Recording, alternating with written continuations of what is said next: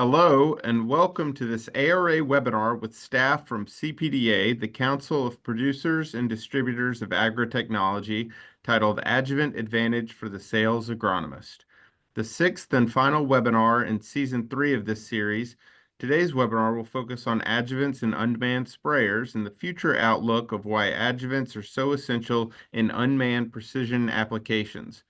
We would like to take this time to thank Winfield United for sponsoring today's webinar. My name is Hunter Carpenter, Senior Director of Public Policy for ARA, and I'll introduce our speakers in just a bit, but first I'll go over a few housekeeping items so you know what to expect. Webinars are an important part of the ARA professional development pathway and provide a great opportunity for ARA member companies to help educate their employees. Today's webinar will be recorded and added to the member-only ARA dashboard section of the website. As a reminder, you can log in anytime to the member-only ARA dashboard to access past webinar recordings, and if you do not have an ARA login, you can email info@aradc.org to set one up. Questions will be addressed at the end of the presentation, but you can type them into the chat panel or Q&A function at any time. So with that out of the way, I'm excited to introduce our speakers, Bill Chisholm and Greg Dahl. Johnny Roberts had something come up today and will not be able to join us. I'd like to also take this time to acknowledge the advisory working group at CPDA for all of their input in helping make today's webinar a success. You will be able to scan the QR code at the end of this webinar and obtain CCA CEU credits. So look forward to that towards the end of the webinar. First, I'll introduce our speakers. Bill has over 45 years of experience in agriculture and pest management. He grew up on a vegetable farm in the Salinas Valley of California and worked for the California Extension as a pest registrant and retired after 22 years with the EPA, Office of Pesticide Programs.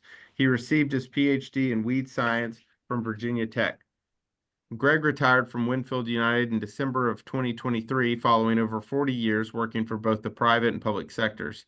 He's currently serving as the president of the Weed Science Society of America and was president of the North Central Weed Science Society in 2017. He's been a certified crop advisor since 1998, and over 70 products have been brought to market from research by Greg and his team. Much of his research involves adjuvants and application technology. So with that out of the way, I would like to turn it over to Bill to give us an update on the Endangered Species Act. Bill? Thank you very much. I'd like to talk today about the Endangered Species Act. As Hunter said, the EPA Office of Pesticide Programs has said that all new registrations will consider the impact on endangered species, and during the re-registration process, they will also consider the impact on endangered species. So the ESA was first passed in 1973, so we've had about 50 years of it taking place. It requires the government agencies to ensure any actions they take will not jeopardize any species that has been federally listed as endangered or threatened, or their designated critical habitat. So any actions that they take. The agencies that have enforced the ESA are the U.S. Fish and Wildlife Service and the National Marine Fisheries Service. The EPA looks at the risks from pesticides and then consults with the services if they've determined that risks exist. If there's any potential harm at the end of those discussions, the agency will modify the labels as needed to mitigate that risk. Next slide, please. I'd like to start off by saying that ESA has been incredibly successful. 99% of all the listed species are still alive. And in fact, 291 species have been delisted. And there's just a few examples of animals and plants on that slide. Next slide, please. So in talking about the impacts to pesticide labels, I hear a lot of people say this is going to be really complicated and we don't think we can do this. I like to point out basically the EPA or the courts had three main registration choices when they first started looking at this. Option one was to remove any pesticide from the U.S. marketplace that could impact listed species or critical habitat. So they would just take it off the market. That would be option one. That would be really simple to do too. Option two is restrict the pesticide use to only crops or sites in counties or states without listed species or critical habitat. So if that pesticide could impact a listed species and those species occur in certain counties, they would be taken, those counties or states would be taken off the label. There's a map to the right. The darker the color, the more species. There's an awful lot of the US that has endangered species, and I'll come back to this in a minute. Option three is to add mitigations to the label to protect these species. This minimizes the numbers of impacted users, allows use in many crops and sites and areas. So of the three options, a lot of people say they'd rather have access to this pesticide, even if it's going to require more mitigations, because otherwise they might lose its use entirely. Next slide, please. So this is a map of all the listed species based on the U.S. Fish and Wildlife Service and the National Marine Fisheries Service. This was put out by Compliance Services International. Thank you very much. I like this map. It's pretty easy to go through. The darker the color, the more species. And one thing I like to point out to people is every county in America has at least one endangered species. So when groups tell me when I'm giving a presentation and somebody says, but I don't have any of these, it's like, I don't think you've checked because every county has some. Next slide, please. So there's about 1,700 species on the endangered species list. 1,700. I like this graph. This was put together by Ryan DeWitt by National Marine Fisheries Service. The larger the box, the more species. The plants make up more than half of all the endangered species in the US. And I'm a weed scientist by training. We spray herbicides to control plants. My society is pretty worried about the impacts and how this could change labels. Fish are next, insects, mammals, birds, clams, and you get all the way down to coral and arachnids, and they're very small boxes. So the bigger the box, the more species to be worried about. The second box just below that says U.S. Fish and Wildlife Service, and then in a tiny corner says National Marine Fisheries Service. The larger the box, the more species. U.S. Fish and Wildlife Service has the majority of all species to be concerned with. So lately, the EPA has said there's only over 900 species potentially impacted by herbicides. And they've also said there's over 850 species potentially impacted by insecticides. So there's a lot of species that could be impacted. And so a lot of areas of the country are going to potentially in the future start seeing mitigations. Next slide, please.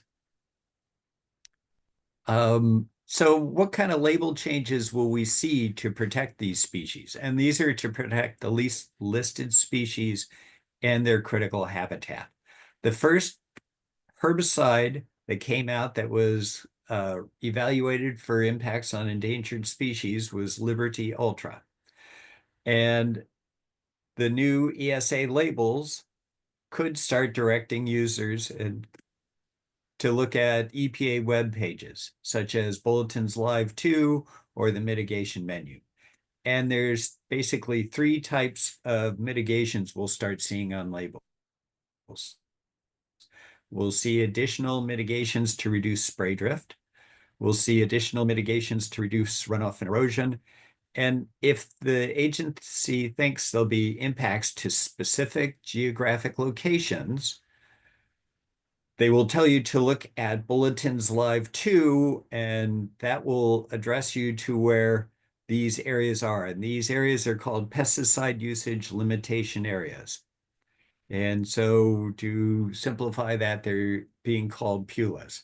So some parts of the country could have specific additional limitations.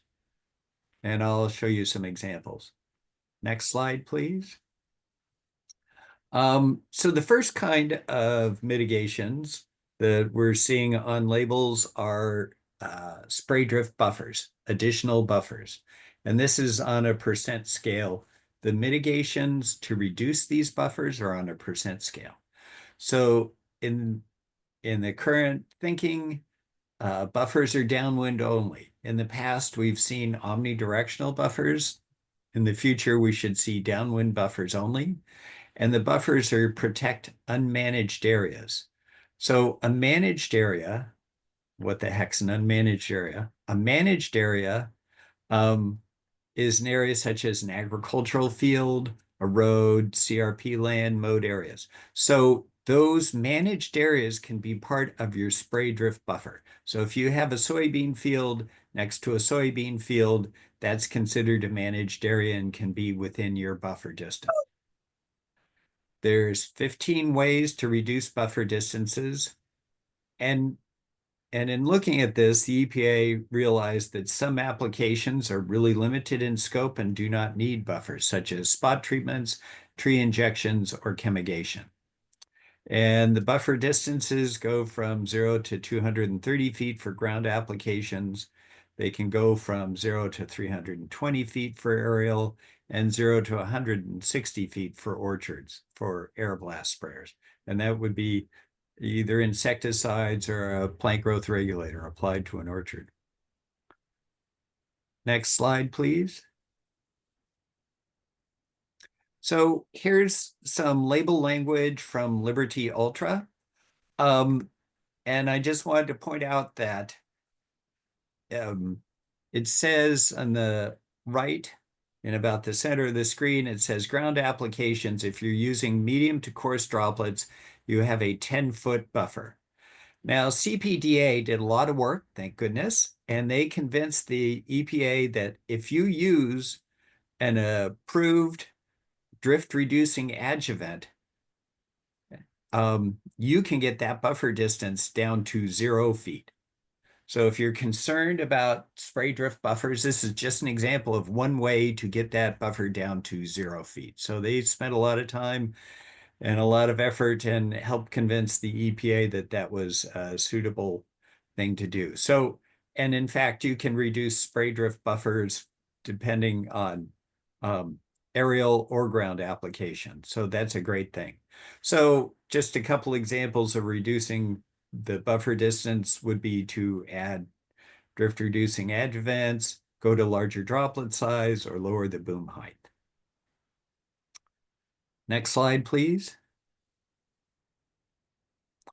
So I talked about drift reduction. The other type of mitigation we're going to start seeing is to reduce runoff and erosion. The drift reducing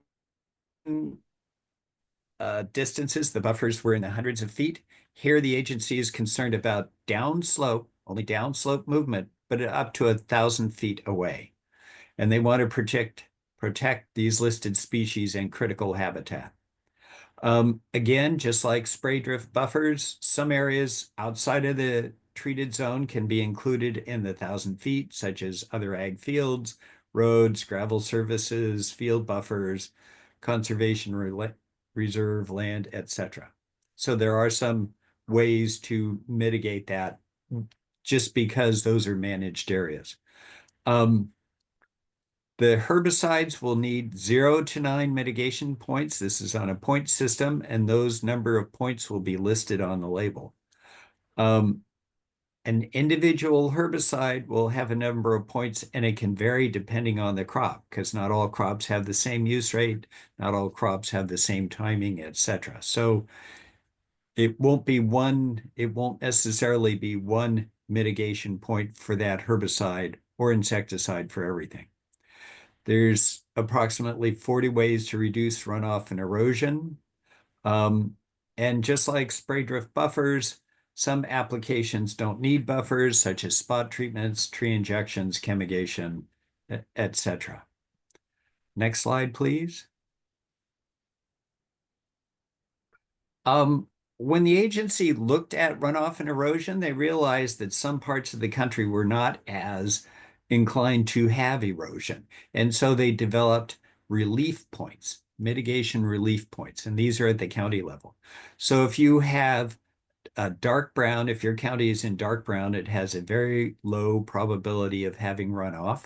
And so you get 6 points. If you're in a light brown area, you get 3 points. If you're in a light green area, you get 2 points. And then if you're in a dark green area, you don't get any points. The agency has a really nice website that shows this map, and in addition has tables by state of every county in every state, so you can go look up your own county if you're not sure, because it's hard figuring out something on a map like this. And again, the required points are based on the pesticide and the crop. So for example, 2,4-D goes from 3 to 6 points. Next slide, please. And I mentioned Bulletins Live 2. The label can tell you to go to Bulletins Live 2 to see if the area where you're farming, where you're going to apply this potential or this pesticide, is in a pesticide usage limitation area. Here's an example of dicamba back from August in 2024. You can look these up by month up to 6 months ahead of time. So you can sort of figure out if you can apply or what restrictions you'll have in the future. So you type in your location, you can give the city, the state, the longitude and latitude. You tell it the chemical, sorry, but you have to input the pesticide registration number. You do that, it'll give you maps. On the bottom right, there's a little place you can click on and get a satellite view, figure out where your field is. If you're in one of these pink areas, you may have additional mitigations. For example, these pink areas near Lexington, Kentucky says you have to have a 310-foot infield wind directional spray drift buffer and a 57-foot omnidirectional infield buffer. And there'll be more details and potentially more mitigations. Dicamba was developed earlier before they started having all these strategies with the system, so they have a bit, they still have infield buffers. Next slide, and I think that's it for me. And off to Greg. Thanks, Bill. So let's talk about adjuvants and drones. So with a drone application, we can do some amazing things, but there's a lot of things to consider. And in front of us, we have two lists of different types of adjuvants: the enhancers, which improve the activity of a particular active ingredient, and the utility modifiers, which change the spray solution in some desirable way. All of those should be considered, and then we'll pick the right ones or the right combinations of them to get the job done as we would desire it to happen. So with that, I'll go to the next slide. So one of the things going on, there's a lot of interest in drones, so visit a little bit about the current state of drone applications, what adjuvants are being used, what are the application variables that adjuvants may correct or prevent, what are the issues we need to consider when using adjuvants with drone applications, and what guidelines do we need to follow with regard to applications with drone applicators. Next slide.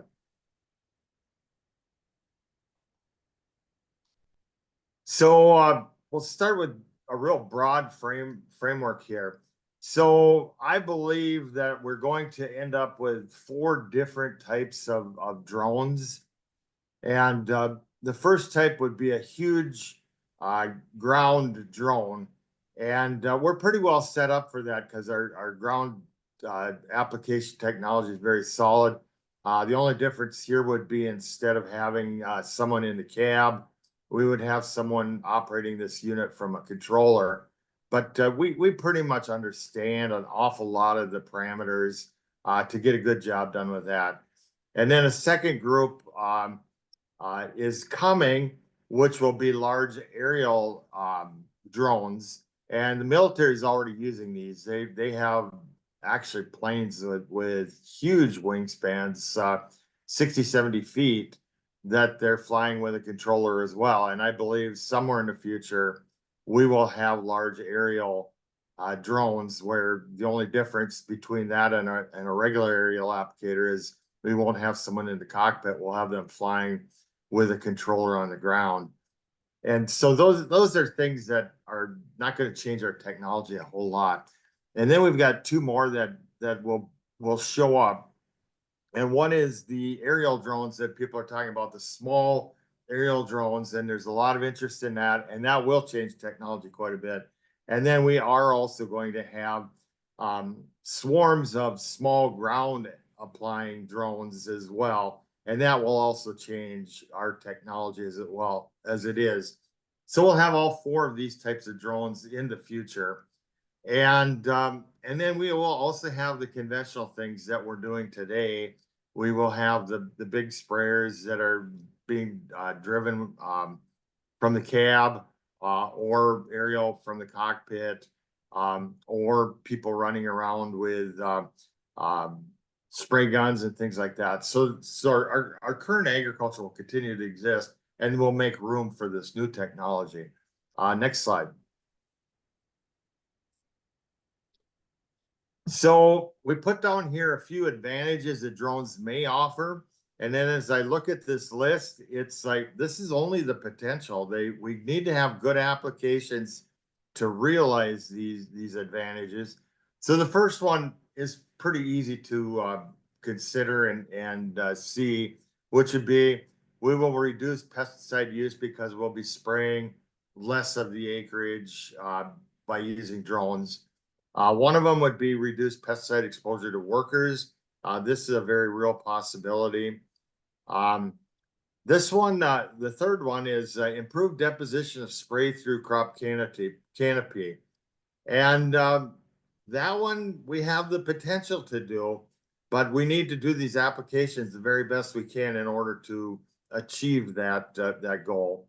Reduce spray application volumes, that will definitely happen with these smaller drones. And then we'll have automation so that someone is not actually maybe even in the field when the application is taking place. So all of those things are potential advantages of these aerial drones. Next slide. So a little bit about what's going on in the world. Because the US decided to regulate drones very, very heavily, in my opinion. We've got to get pilots registered through FAA, and there's a bunch of other requirements as well.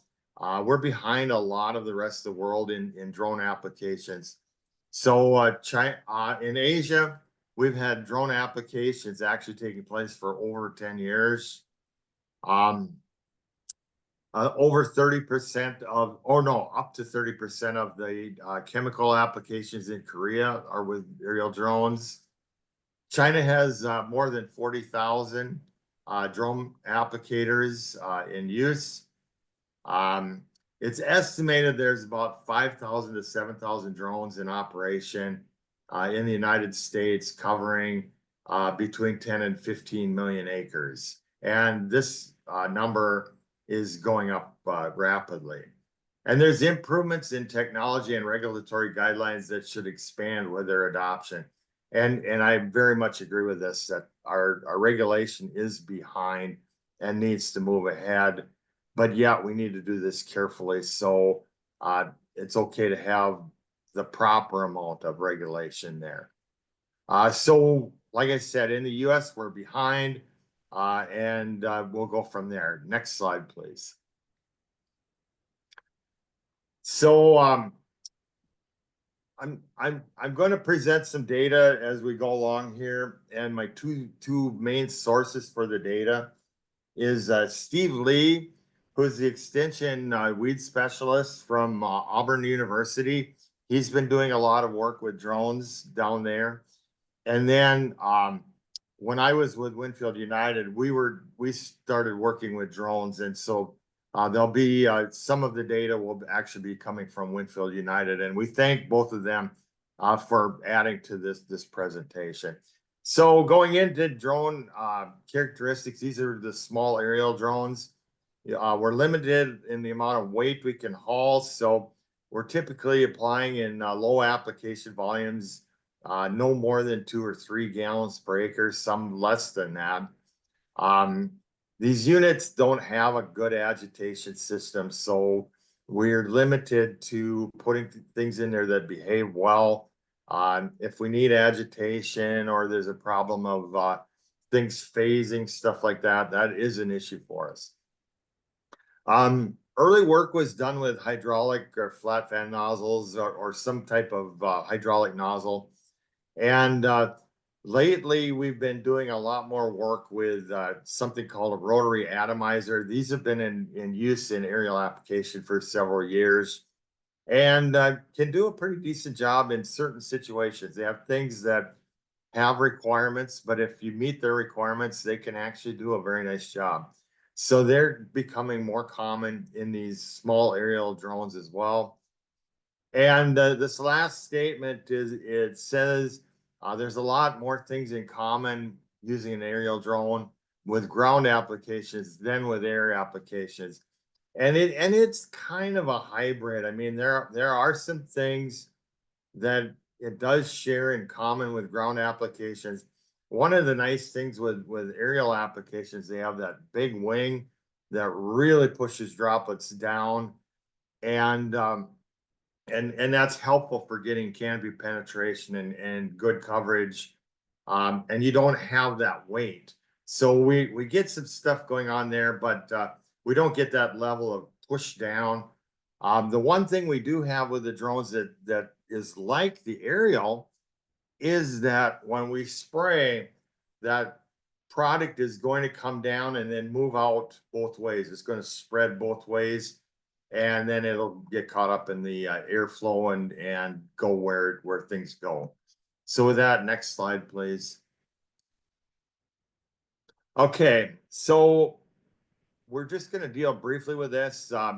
There's different things we can put in there as carriers of our actives. Typically with most applications, we use water, but water is heavy and it has some characteristics that we may not want in these drone applications. So we'll talk about water more. Petroleum oils are nice if we got something that likes to live in oil. It's not going to evaporate, and it's going to do some really nice things. So that we'll be looking at those.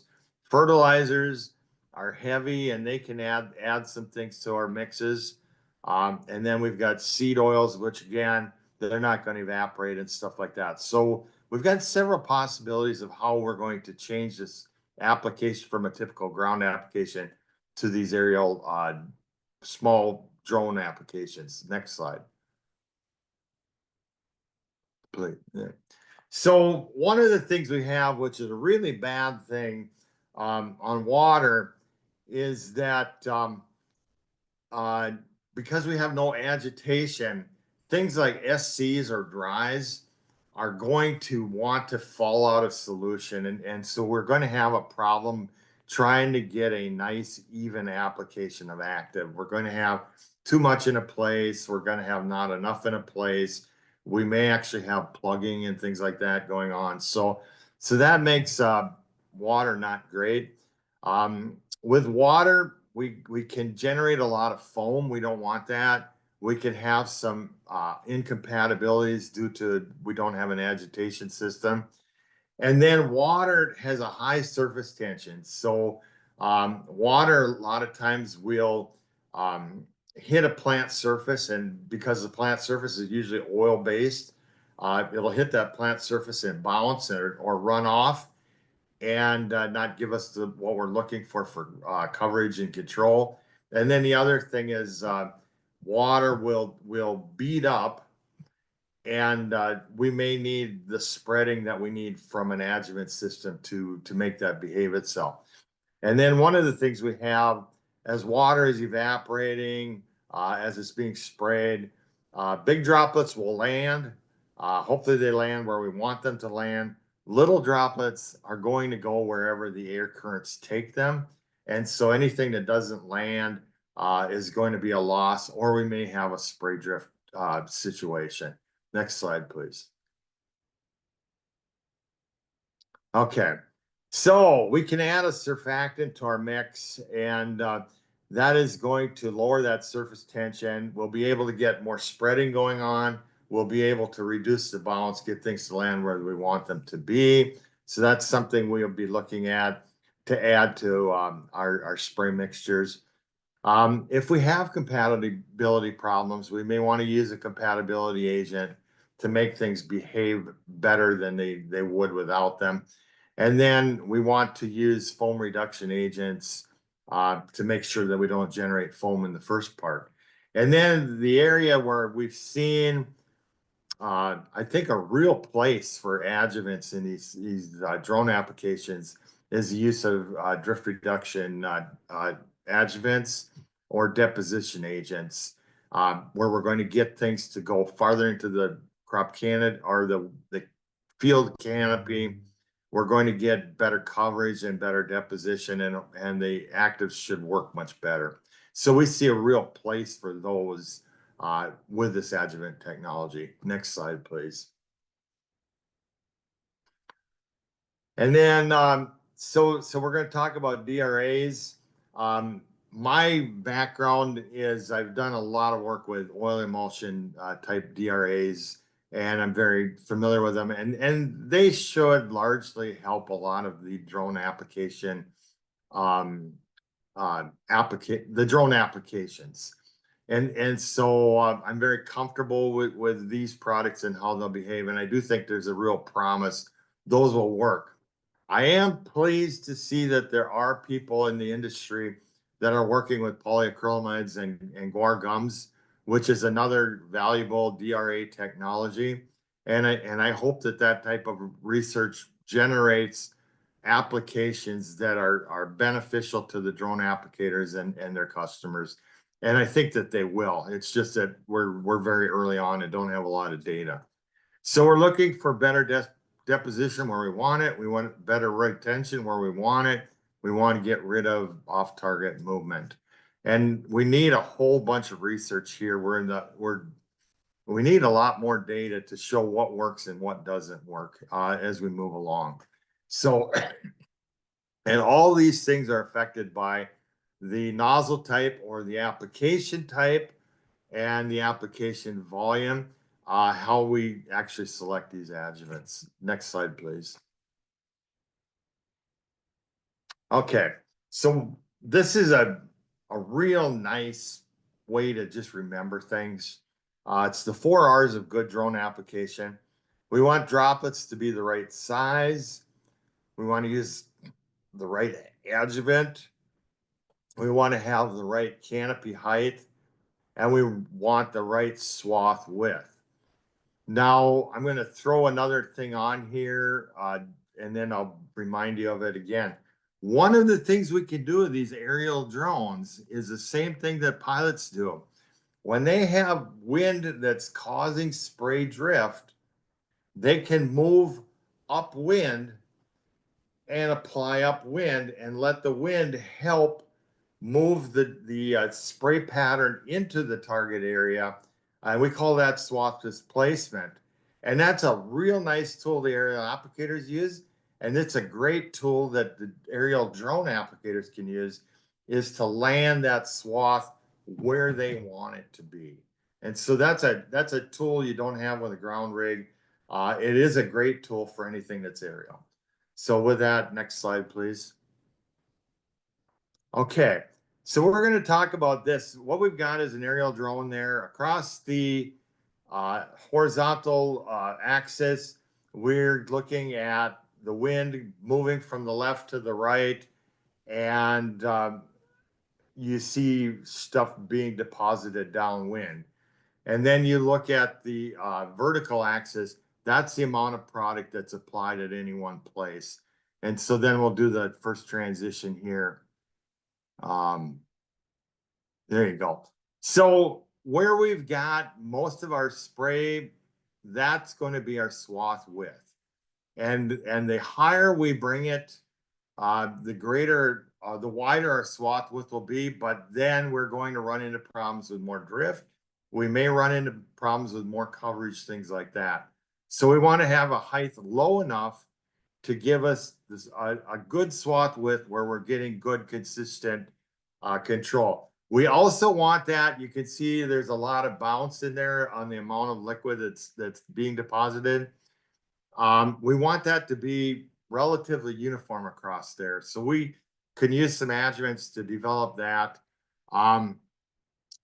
And down at the bottom, the blue box, that's our statistics on that swath width. It's how wide is it, how uniform is it, stuff like that. And then if you look at the green box, that's our product that's moved out of our swath and it's moving downwind. First, we're going to have a swath displacement, and then things that don't land are actually going to be losses and spray drift. So with that what we're looking for is to land as much of the product in our effective swath and minimize the amount that will be downwind. Next slide, please. So we've been doing a lot of research, and this is some stuff from Steve Lee from Auburn. And what he's doing is using spray cards, and then these Mylar cards are really good for catching dye, for catching herbicides, things like that. And so they'll put them on different plants and whatnot and measure the deposits that show up in those areas. Next slide, please. And we don't have a lot of data to show you, but I am very encouraged by what I've seen. And so here we've got whatever you see that's pink, the pinker it is, the more deposition we had in that area. And so you can see we got fair deposition with the drone application without a DRA, but that in our target area, when we use a DRA, we get a lot more deposition. So this is an area where these DRA adjuvants, these deposition control, our deposition adjuvants can really help us out. Next slide, please. And then these are spray cards from 2 locations that he tested. We basically have, these would be, the top bars are no DRA. And then in the 2 bottom cards, we have where we use the same mixture, but we added a DRA to it. And you can see on the one from Columbia, Alabama, actually, I'm not excited about the amount of coverage we got without a DRA in this situation, but I'm very pleased at the amount of coverage we got when we did add a DRA. We probably increased the amount of coverage and deposition by way over 50%. We're probably in 70% or more increase in deposition there. So that's a really good thing. And then if we look at the Blakely, Georgia application, there I'm more pleased with what I saw with the application without a DRA. That actually looks pretty good to me. But then when we look at adding a DRA, we at least doubled the amount of deposition and coverage that we got. And so you can see using a DRA, we can get more product where we want it to be. Next slide, please. And then we just showing you this research for 2 reasons. We're looking at some apple trees, and this particular drone is doing some testing with a GWAR type drift reduction adjuvant. And I hope that this type of work works. We are looking at this type of stuff and hope to have more data for you as we go along. But we need a lot more data to show what is working well and what's not working well. But I'm pleased to see this type of work is going on. Next slide, please. And then here's some work that was done. We're looking at crops farther down, but you can see with DRA adjuvants, we are getting some pretty nice deposition there. I'm very pleased at the amount of coverage we've got in these particular shots. Next slide, please. And then what we've got here, this is some apple trees. The first 3 bars are with a ground application, and we've got samples that were taken high in the canopy, medium in the canopy, and low in the canopy. And then we looked at a drone without a DRA adjuvant, and we've got pretty good coverage with the DRA. But now this aerial drone was spraying 20 gallons per acre, so we've got a lot of water in this mixture. But then if you look at the DRA sprayed with an aerial drone, and I mean the application with an aerial drone, and then they use the DRA. You can see we got much better coverage in these trees. Next slide. And then here's some soybean field results or pictures or whatnot, and we've got pretty nice deposition there when we're using DRA adjuvants. So next one slide.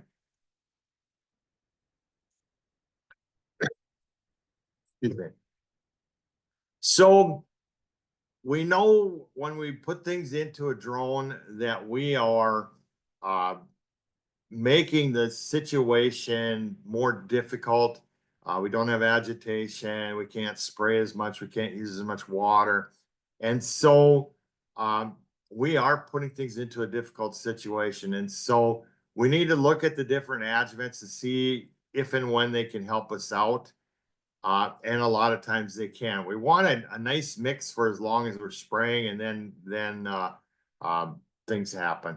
Oil adjuvants have some advantages. They're not going to evaporate. They produce less foam usually.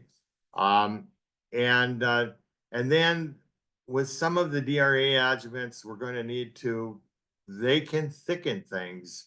So we want to make sure that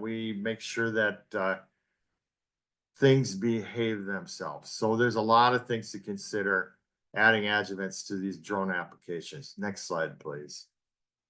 And then we kind of talked a little bit about this, but if you look onto the right-hand side, without agitation, things are going to fall out. The SCs and the dries are going to fall out very quickly. That can be a problem.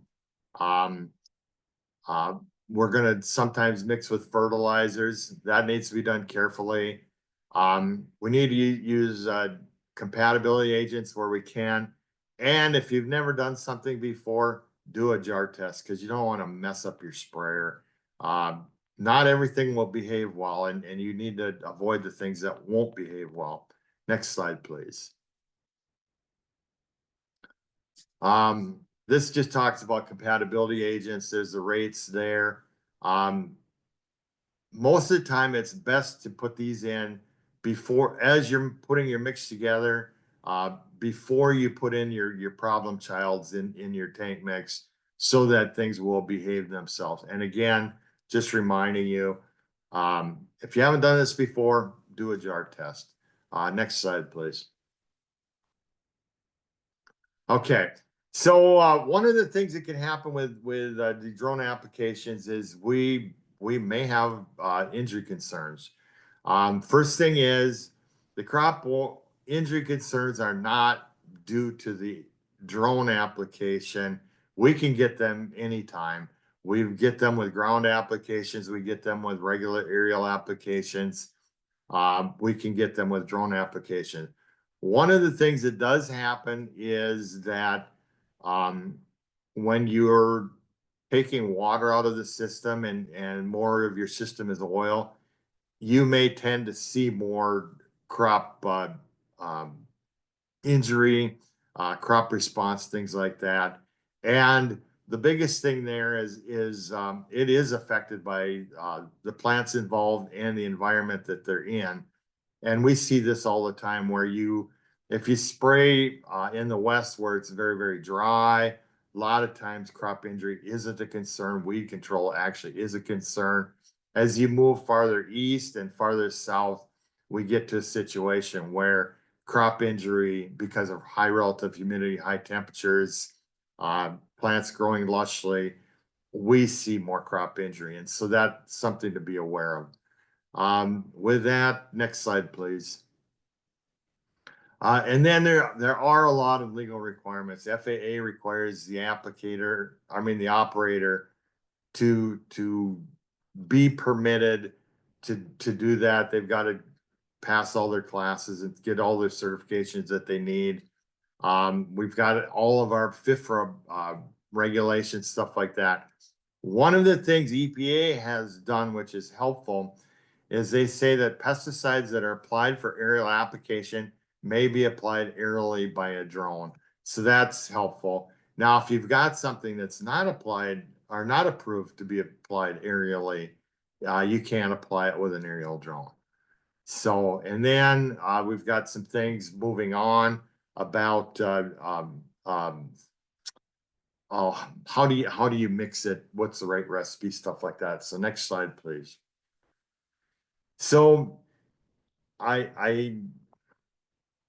this is an area that for most things, it's probably best because if we do things on volume per acre and things like that, and we're not hauling any water, we can get things that are too thick, or they just won't behave themselves. So a lot of times when we're using an aerial drone, we need to recommend adjuvants on a per volume use rate. So it's like so much percent volume per volume. It's not the way for everything, but it's probably the best way to consider it for these drones. Next slide, please. So for an example of that, we're going to use a 0.5% of an adjuvant by volume, and we're going to apply it in 3 gallons per acre. And so there's 128 ounces in a gallon. There's 3 gallons per acre. And we're going to use 0.005, which is a 0.5% volume per volume. And when we factor that out, we're going to actually be applying that adjuvant at 2 fluid ounces per acre. And so we need to do the math, change the math to make it fit these these drone applications, but it can be done. And for a particular product, that rate should work quite well. Next slide, please. You may run into some objections from people with regard to adjuvants. If they were needed, the manufacturer would build them in. It's tough to put things into a gallon, so a lot of times there's just not room for it. We're going to sacrifice something, and then there's a lot of variables in there. If you have an external tank mix adjuvant, you can compensate for a lot of things that you're just not able to with that one jug. I never had performance issues before. Well, things are changing and environments change. How do you know if you even need it? Well, we've seen with the DRA adjuvants that most of the time we are going to get more product where we want it to be, and that's a good thing. And they cost too much is another objection. And really, they do cost more. They do cost more, but if you can get the results you're looking for the first time and don't have to do resprays or put up with a problem because you didn't get the level of control you're looking for, it was worth the money. Next slide, please. So then we've got adjuvants are useful tools. Figure out your problem. There may be an adjuvant that will solve that problem. Follow the guidelines, and then mix your product, your tank mix correctly and carefully, and you should get the results you're looking for. Next slide, please. And I thank you for your time. I hope that this was helpful to you, and I'll turn it back to Hunter. Thanks so much to Greg and Bill for a terrific presentation.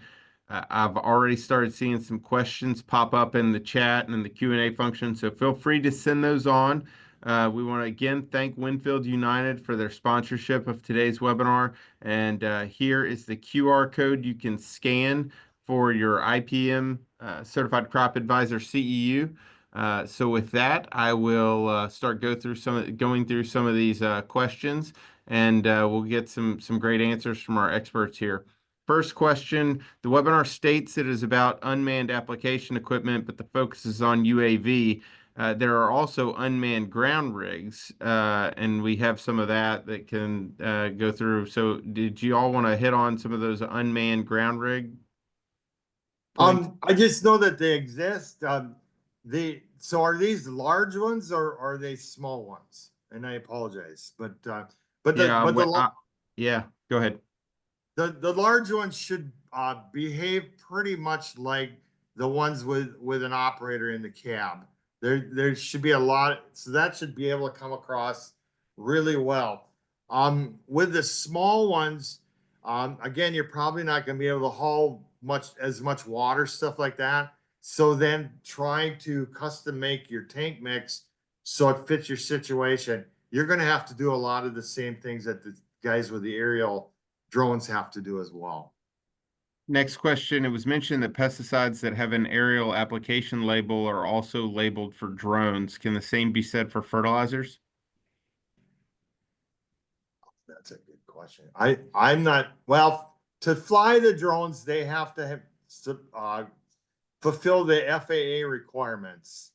And then it would depend on the state lead agency what the fertilizer requirements are. I was just thinking about actives and whatnot. So you're going to drop into a different state enforcement, although they may be by the Department of Agriculture, stuff like that. They may have different rules.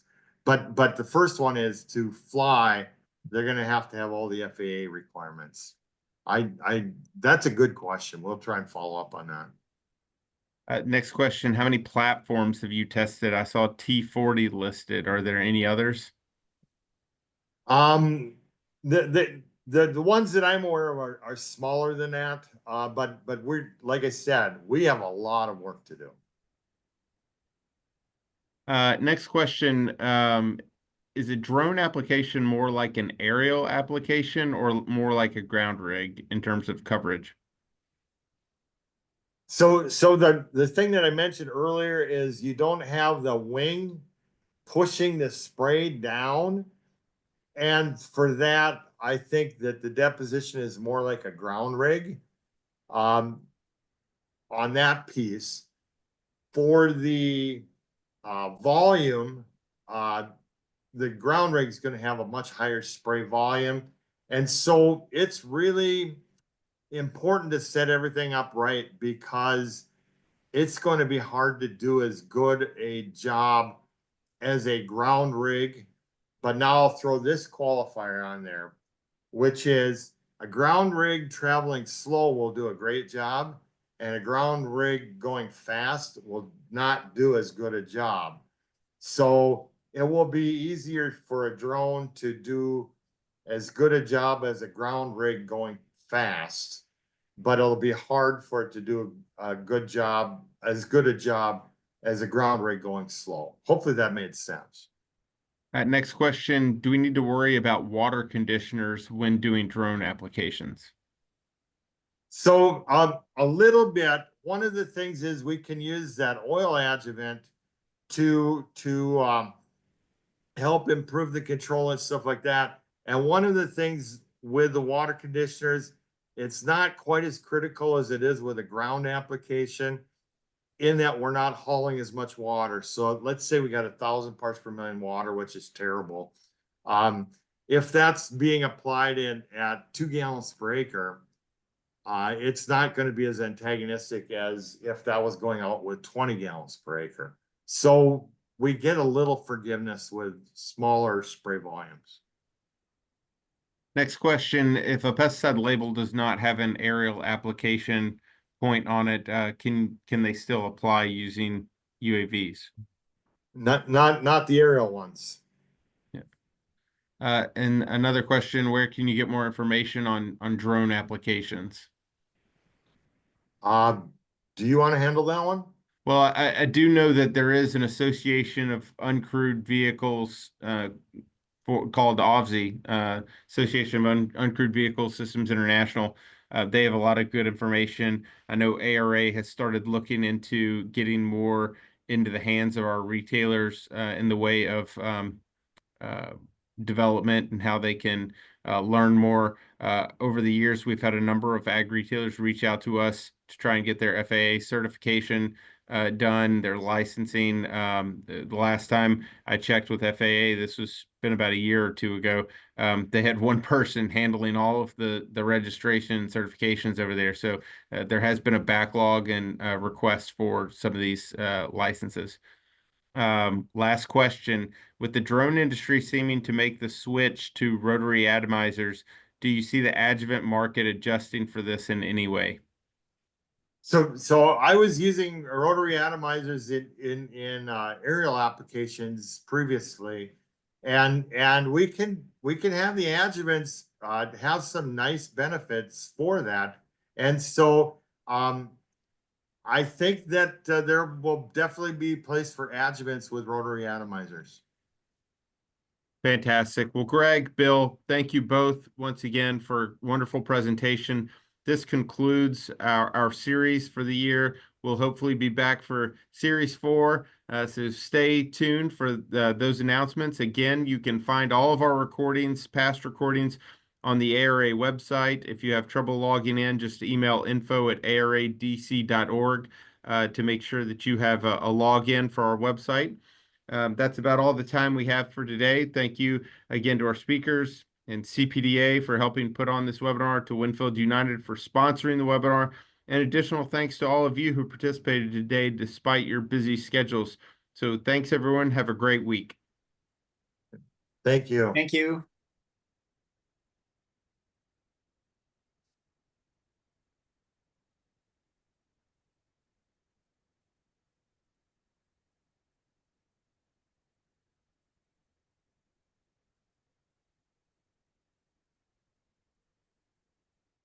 Thanks, Bill. Thanks, Hunter.